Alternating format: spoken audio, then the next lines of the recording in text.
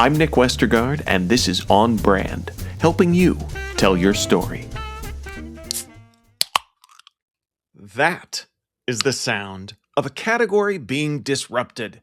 David and Mark Lester are brothers who have turned a shared history of high-level brand strategy into a family legacy of innovation.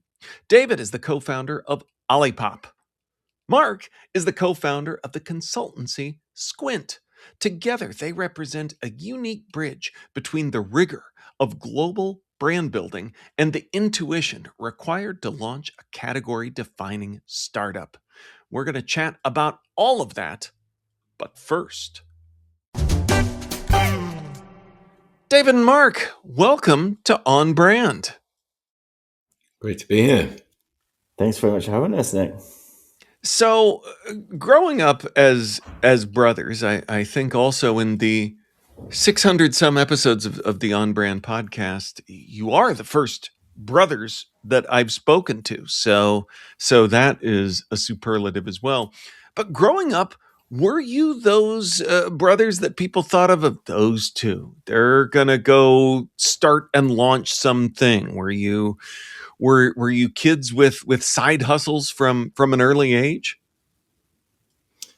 I don't think so. No, I don't think people would get. I mean, where we grew up in the north of England is there wasn't a lot of business, to be honest. Our parents were.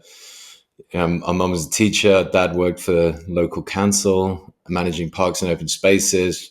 Our friends' parents were nurses and firemen and things like that. So, I certainly, wasn't, we weren't out selling lemonade outside our house or whatever. But we did have some entrepreneurial background in our family on my mum's side. Our grandfather started his own trucking business up in Dundee. So slightly less glamorous than our venture-backed experience in the health food industry, but interesting nonetheless. Yeah, I totally agree. I think we were probably long odds at that point, and it certainly wasn't in my radar at all. But it's funny how life develops and the places and the places it takes you. I think we were both very ambitious from a young age, but as Dave says, I don't think we even had the language at all. It wasn't in our world. And yet it's funny how far life can take you into very different places, Well, it is. And I want to get into that story a bit because I think, it could at a glance, for those that don't know the story, you are not the co-founders of OLIPOP, but still connect through that work. So how did that arise? You both have backgrounds, David with Diageo and Mark on the RGA side of things. What led you to kind of join forces around the OLIPOP brand story? Well, sorry, I can take it a bit on this one, which was, so obviously, Dave and Ben had been on, the journey for a number of years, and Dave and I always talked shop a lot. We were always very interested in marketing, brand strategy, and we were both learning about it from very different perspectives. Like David had these big roles in, Diageo and innovation, he, worked in Brazil and Australia, and I was in the sort of brand agency game. And so we were sort of always swapping notes a lot. We'd always talk about work a lot, like it was something we were both really enthusiastic about. And so through the OLIPOP journey, we were always kind of chatting in the background, but really just as brothers.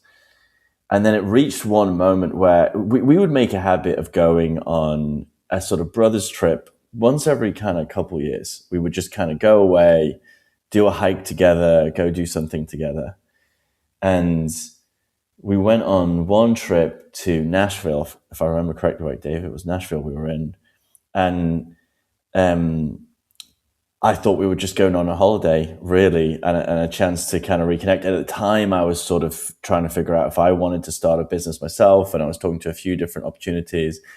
And Dave kind of sat me down and just gave me kind of an entrepreneurship workshop in which he sort of pitched almost a bit, saying that we really need some support, and this is how you do this, and you're going to do this, and actually, like, I was kind of looking at some other partnerships, and I think Dave's message was like, you don't need that. You're scared, and you just need to back yourself and go do it. And then I jumped into the unknown, based off Dave. He was much further ahead on the entrepreneurship journey there, and so some big brotherly advice that helped me jump into the unknown. And a bit of a brotherly push as well. Mark, your background is on the brand side. David, as you were building the OLIPOP brand, which I'm definitely one of those shoppers that, the shelf still matters to me. And when I see innovative packaging, I'm drawn to it. And there was something so delightful about the first time that I saw a can of Olipop. Talk about beyond, like you said, the health food side of things. I think on the brand building, there can be a thinking that leads you to focus on what health marketing should look like. But there's something, again, delightful about it. Still feels very much like a soda brand, but it seems like that balance might have been tricky. Yeah, I think it is a tricky thing for all innovation, actually, to have concept discipline, basically.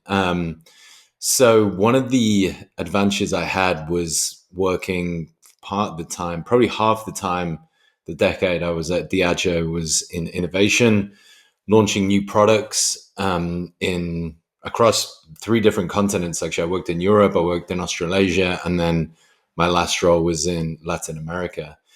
And none of them worked, and unfortunately, but you do learn why products aren't working, and there's only so many ways that a consumer goods product can go wrong, and the mistakes actually tend to be, your intuition leads you wrong often, and the mistakes become predictable and repeated, actually. So I remember at launch, I was particularly interested in 3 brands. One was Beyond Meat, the other was Seedlip in non-alc spirits, and the third was Halo Top in ice cream.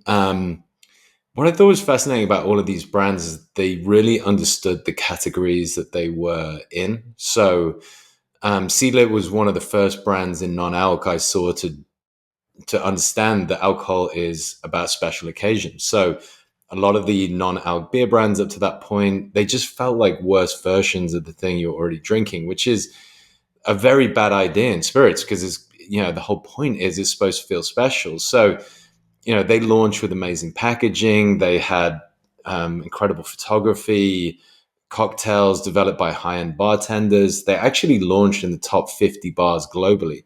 So it was kind of a 101 of spirits marketing.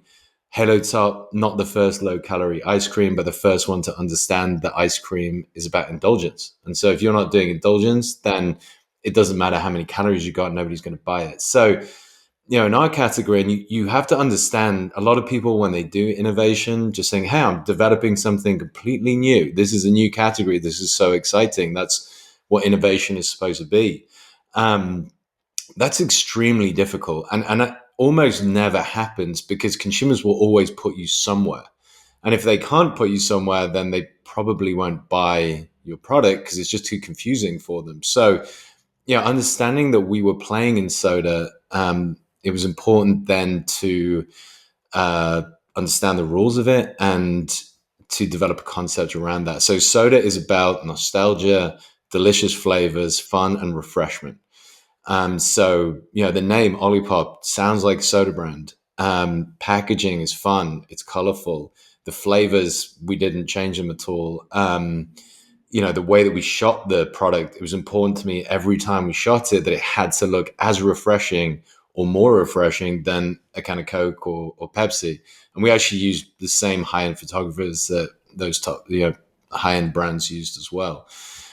So it's hard to have that discipline, I think. But it gave us a code and put us firmly in this soda space, and it was a lesson that was enforced to me by a lady called Sil Saller that I worked with at Diageo. Was head of innovation for a long period there, and she had a mantra which was break only one rule, but break it really hard. So often in innovation, people break too many rules. You're launching a new soda, so you change the packaging, the flavors are now acai, goji berry. Before you know it, you're off in a territory where consumers are like, I don't know what this is. If you look at Olipop, you know immediately what it is. It's a soda, but it's better for you than a can of Coke. You don't know exactly what's in there, but that's enough to sort of understand that element of the concept. And so for us, we kept everything the same: flavor, refreshment, fun. We changed one thing: ingredients, and we broke that rule very hard, because instead of 40 grams of sugar, each kind of Olipop contains only 2 to 5, 9 grams of fiber to support digestive health, 8 different plant-based ingredients, and research backed with our partners at Baylor and Purdue medical colleges. On Brand will be right back after this.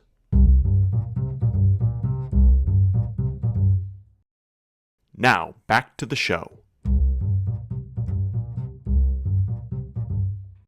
I love that insight. And speaking of insights, Mark, I want to talk a little bit about the business that you ended up co-founding. I always, every time I see an agency name, I sometimes it's very clever, sometimes it's an eye roll, and sometimes it's just kind of creative for creative's sake. I feel like you could make an agency name generator, but I'm fascinated with the name Squint because it really leads you to the underlying ethos. And I wonder if you'd talk about that and the name and the philosophy behind Squint. Well, one, thanks. We do get a lot of positive comments on the name, and it's a thing people seem to like and pick up about on the company, which obviously was the goal with it. We wanted something that talked to what the company was and also was memorable and likable. Like, there's still a pressure to be interesting if you're in the marketing and growth game, and we wanted, we didn't want to introduce ourselves with too formal a name, but the underlying concept, is we think a lot about where to find hidden value in categories. I mean, Olipop's a great example of finding hidden value. Like, at that time, the soda category was in slow decline. It felt like, the energy was in new spaces, in kombucha and things like that. And, obviously what was sort of genius about what Dave and Ben kind of got to, there was just a new view of what a functional health brand could do and how it could re-energize soda. And that to us is a really good example of, like, there's lots of different ways of looking at categories, of looking at growth problems. And it's not as plain as just measuring the commercial data. You need to be really smart about how you look at things and understand what the potential really is there. We talk a lot about how value can often hide in plain sight.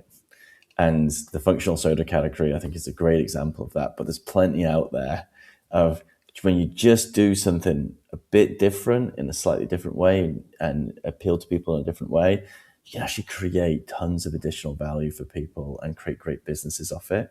So that's what Squint's about to us. It's just that kind of slight unusual perspective of, like, looking for the signals underneath categories and understanding what they're really about and what the potential really is there. Well, and you talked about how Olipop is a great example of that ethos. I wonder if talk about how you went from being brothers on the brothers trip, pushing each other, challenging each other, talking about work, uh, to actually doing work together. Whose idea was this? Bit of a jump ball for the answer here. Well, Dave was the first. Dave was definitely the first one that proposed it on this sort of Nashville weekend away, and then, I mean, we were pretty fast into it from there. I think, Dave, from that weekend, it was. I Yeah, remember. it's interesting as you develop a product and a company, and the one that's moving as fast as ours, you go through phases of growth very quickly, and you need different resources very quickly as well. What served you 3 months ago is now not serving you, and a new problem emerges. So we were really at an inflection point where Ben and I were talking about developing a brand platform, brand strategy, and my experience was that it was very hard to do. Actually, through my marketing career, is like very, very challenging thing to pull together. Over the years chatting to Mark, aside from my general respect for Mark as my brother, I was like, he's really good at this stuff. I really like the way he talks about it. I think it's really smart, his approach to it. So yeah, as Mark said, in Nashville, I basically said to him, look, you should start your own agency, and will you please take us as one of your first clients? But recognizing the element of nepotism in there as a business owner, I quickly handed it over to my co-founder Ben and said to him, look, I think Ben and I have been talking about this, and I said, look, I think Mark would be a great person to do this, but obviously he's my brother, so why don't you interview him, and then if you want to, if you're convinced, then let's do it, and you be the client. And that's essentially what happened. So I became more sort of matchmaker for our business in that respect. And, we went on to have a very fruitful relationship with Squint after that. So speaking of growth and challenging industry standards and really building that relationship with customers, one thing that I was surprised to learn is the subscription side of the business. I think typically I thought, and I always grab it when I'm in the store, but I didn't even think about, oh, I could just have it delivered and there's advantages to that. So what led you, because again, I think a lot of the things that we see in the shelf, we have that intermediary still instead of the brand building a relationship directly with the customer while still maintaining the retail side of things. What led you there, and how do you balance those channels so they work well together? Well, first of all, the kind of point you make around this detachment from the consumer as a brand marketer, in consumer goods, yeah, it's extremely frustrating. And you're selling to a distributor who sells to a retailer who sells to your customers. So and they own all the data. So it's an odd relationship in consumer goods, but it is an effective one that works, and it means you have to know your retail partners really well, and and their customers who become your customers.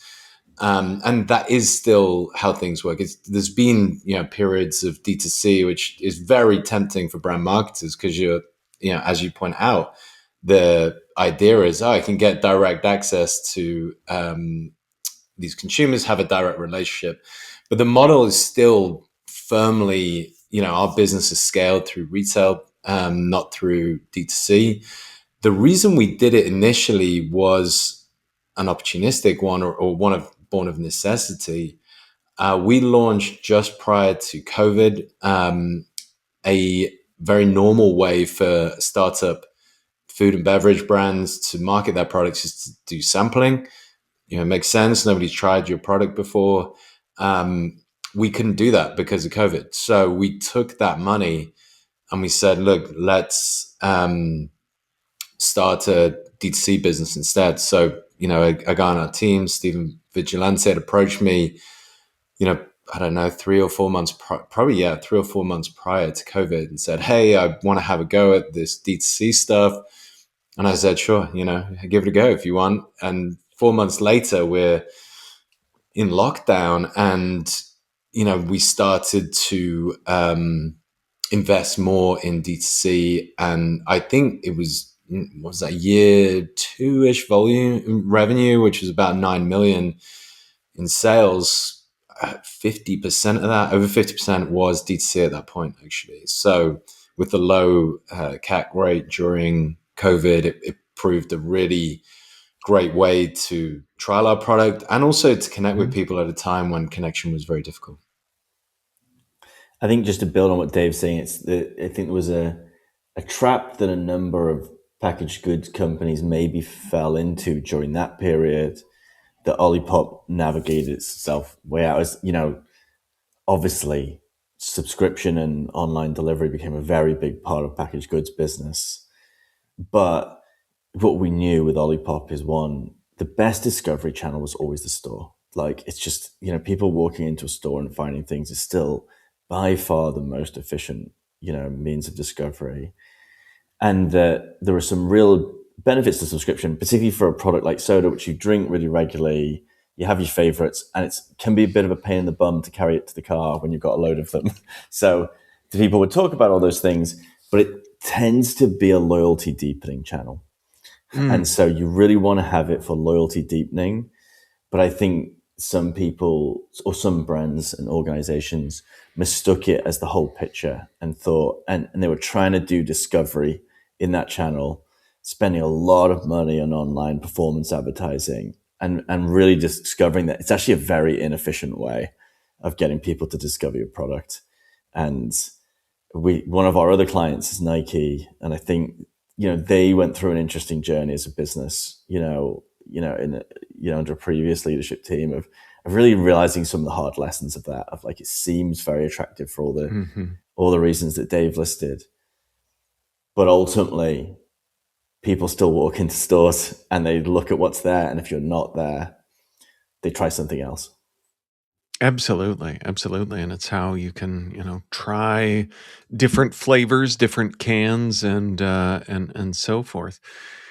We've talked a bit about both of your kind of big brand backgrounds with Diageo, RGA, and for you to both lead kind of scrappy challenger brands. Were there lessons from that big company history that you brought with you to this work that were kind of critical foundational tools? Well, one thing I'd say from my experience certainly is I'm really glad to, I did, 15 to 20 years of working with big companies before I launched a business.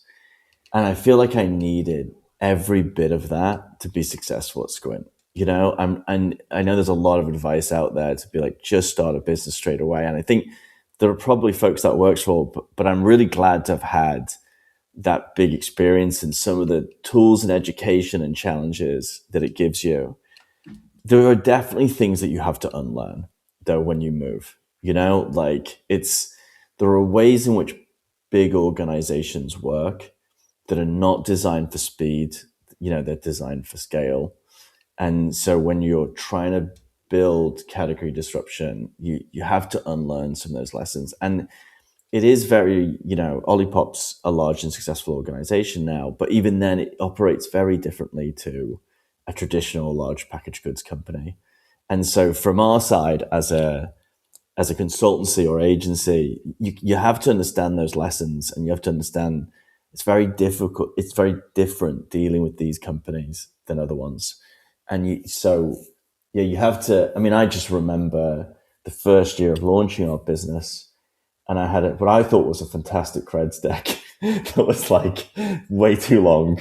And I was, shopping it around and doing really badly in the business meetings. And I just didn't realize just the degree to which I had to be so much more direct about what we were doing of value, so much simpler. And I think that is just, that experience was allegory of everything we've experienced, which is just actually there's a lot of things you've got to unlearn. I don't know if you would agree with that, Dave. Yeah, absolutely. I think for me, it's a big advantage working on global scale brands. I think that those are the ones that really test you as a marketer, because if you're working on a kind of cool niche product, you can kind of get away with just trendy marketing, or it's inherently more interesting, those things. And if you only need to appeal to a niche audience, you can just kind of market to a stereotype. If you're working on Smirnoff, you're working on Johnny Walker, they're huge brands that you have to appeal to broad markets. So it really forces you into the true discipline of consumer marketing, I would say, of finding broad human insight and then coming up with compelling marketing that appeals to a broad audience. And that, is good discipline generally. Even if you're marketing at a smaller scale, and it also helps you build brands that have more longevity. So, Olipop is a much more scale brand now, over $500 million in sales in the US. And I think it's standing up because it was built for scale from the beginning. Well, it is certainly a brand that makes me smile, which is why I am thrilled to hear for some brands that have made you smile recently. Mark, do you want to start us off? Well, I had a couple of ones, which is the David protein bar. That I think their copywriting is consistently fairly excellent in a world which seems to have forgotten about great copywriting.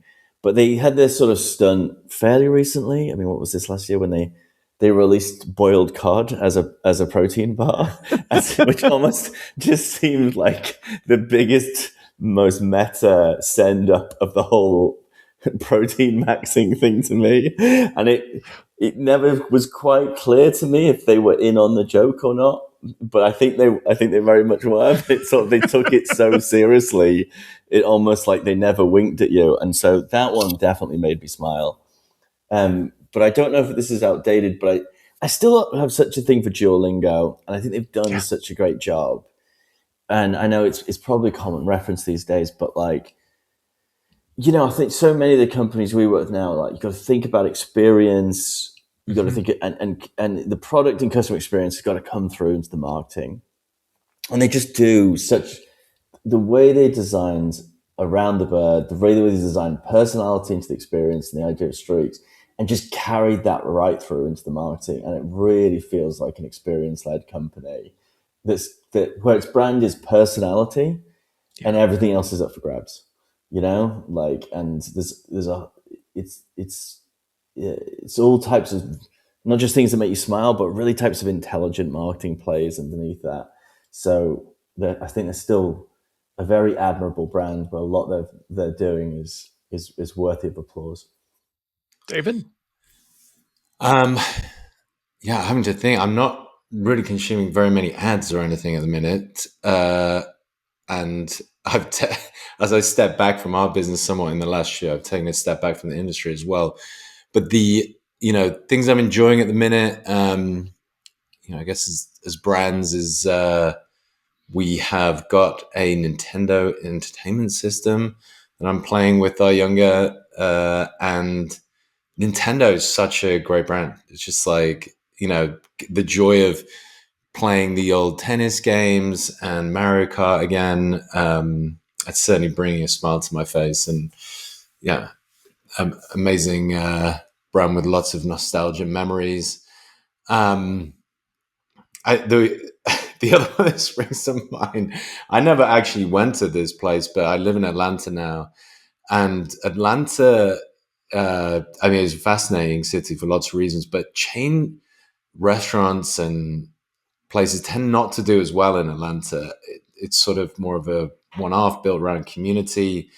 And a friend of mine started one of the first sort of coffee shops, I think, back in the early 2000s. And it would shut down, unfortunately, by the time I arrived. But it's amazing how many people still talk about that coffee chain in that place called Octane Coffee. And if you chat to anybody, over the age of 40 in the creative profession in Atlanta, they all remember Octane Coffee. And I think it's so awesome when people create things that, a lot of brands aren't around forever, Right. It's the nature of life, I guess, of, birth and death, and things tend to have an end.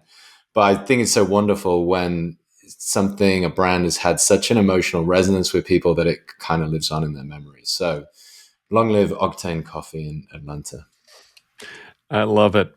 Where can we send folks to learn more about who you are and what you do?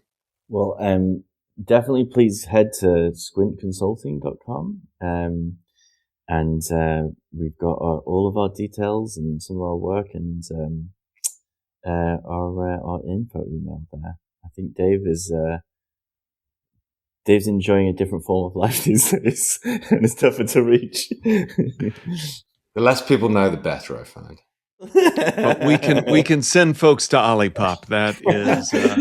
That is safe, and we will link up to all of that in our show notes, which folks can find at onbrandpodcast.com. Mark and David Lester, thanks for being on brand with us. Thanks so much, Nick. Pleasure talking to you.